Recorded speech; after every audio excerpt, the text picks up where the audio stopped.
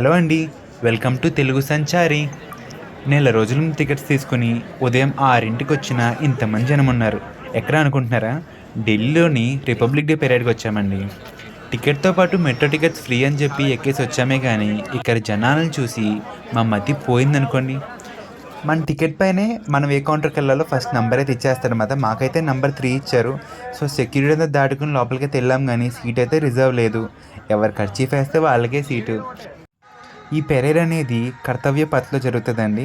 అంటే ఏంటంటే ఇండియా గేట్కి రాష్ట్రపతి భవన్కి కనెక్ట్ అయ్యే రోడ్ అనమాట. దాన్ని కర్తవ్య పథ్ అంటారనమాట.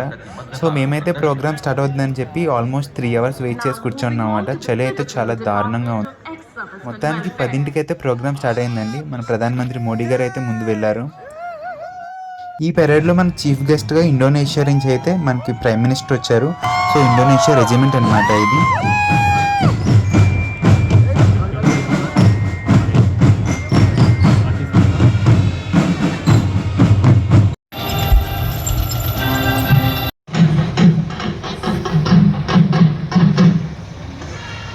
మిసైళ్ళు ట్యాంకులు చూస్తుండగా అయితే మనకు పైనుంచి అయితే హెలికాప్టర్లు అనేవి వచ్చి మన మీద అయితే పూల వర్షం కురిపించాయండి. నాకు చాలా కొత్తగా అనిపించింది అందరికీ.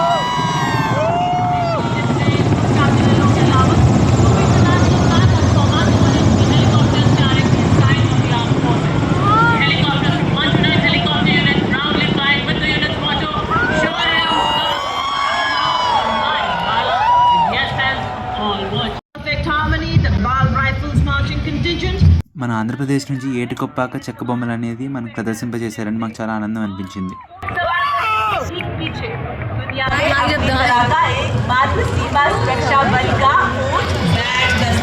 ఇది మనకి 75వ గణతంత్ర దినోత్సవం అండి. అందుకే మనకి బిఆర్ అంబేద్కర్ కానీ ఇంకా రాజ్యాంగాన్ని అయితే మనకి అక్కడ పెట్టారు.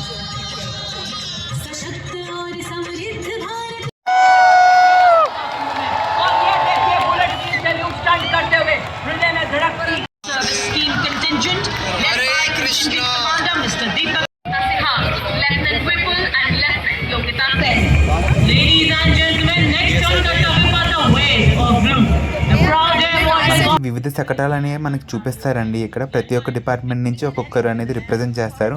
ప్రతి ఒక్క స్టేట్ నుంచి కూడా మనకు శకటం అనేది వస్తుంది.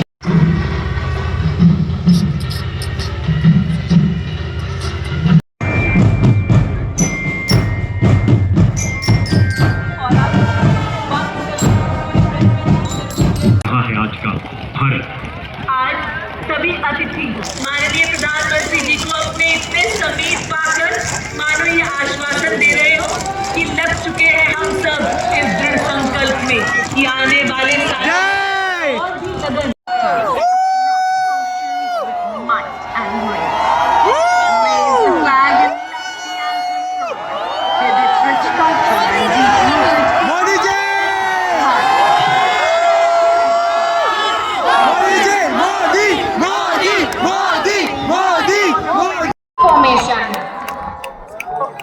स्क्वाड्रन इस कोई तरह की कमान संभाली है।